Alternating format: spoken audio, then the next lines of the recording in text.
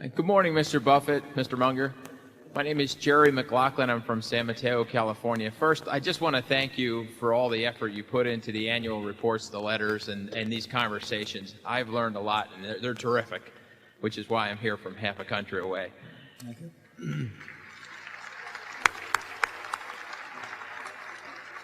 You know, you've said that great companies are those that have an economic moat. And I understand that phrase to mean a sustainable competitive advantage. Do businesses begin their lives with sustainable competitive advantages, or must that be developed over a very long time? And then, what are the fundamental bases upon which you've seen companies successfully develop sustainable competitive advantages?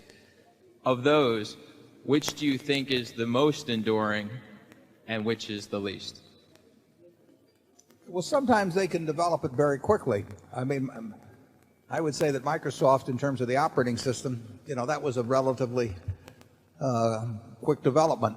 But that was an industry that was exploding and things were changing very fast. On the other hand, if you go back to See's Candy, which started in 1921, there is no way you could build a sustainable competitive advantage, at least that would be recognizable in times measured shorter than decades. I mean, you opened up one shop at a time and nobody had heard of you originally, and then a few people did.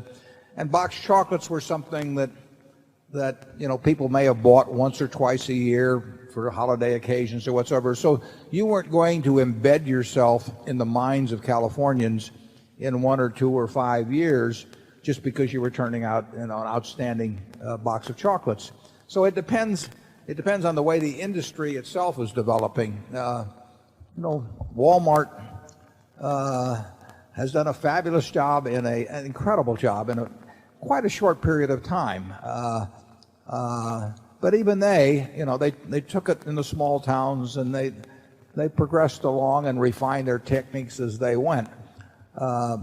But I would say that there could be things in new industries.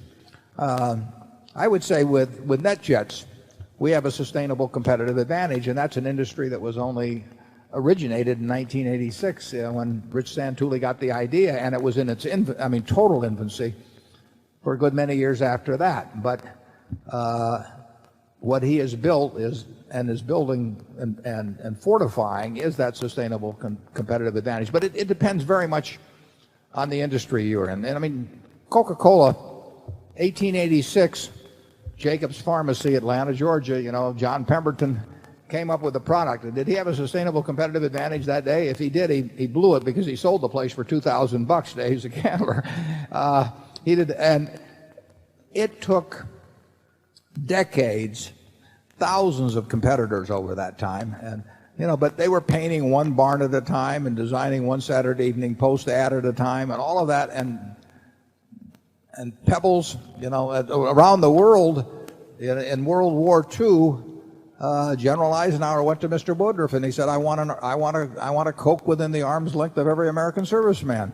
He said, I want something to remind him of home. And so he built a lot of bottling plants for Coke around the world. And that was a huge impetus, but that was what, 60 years or so after the product was invented.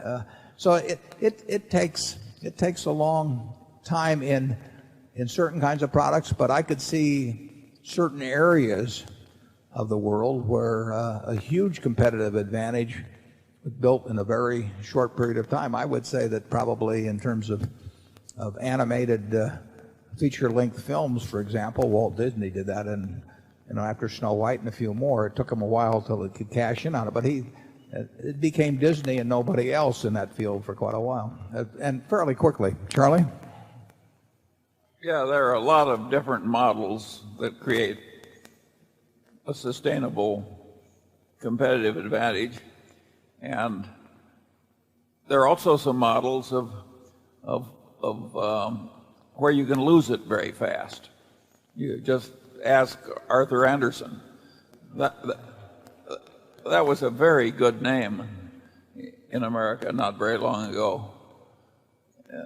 And I think it would be harder to lose the good name of Wrigley's gum than the good name of Arthur Andersen.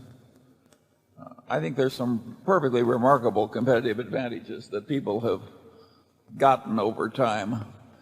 And the great trouble with the investment process is that they're so damned obvious that the stocks sell at very high prices. Snickers has been the #1 candy bar for probably 30 or 40 years now. Yeah, in Russia, it turns out everybody likes Snickers. Yeah. How do you really knock it off? I mean, we make candy. We would love to displace Snickers, but it's hard to think of ways to knock them from the #1 spot. I mean, my guess is that they'll be #1 in 10 years from now in candy bars, and the list doesn't change much in that field because if you think about the nature of how you make that choice as to what candy bar, if you were chewing spearmint chewing gum 5 years ago and you buy a pack of some chewing gum today, it's likely to be spearmint. I mean, there's things that you experiment a lot with, and there are things that you don't fool around with once you're happy. And you can understand that if you observe your own habits and people's habits around you.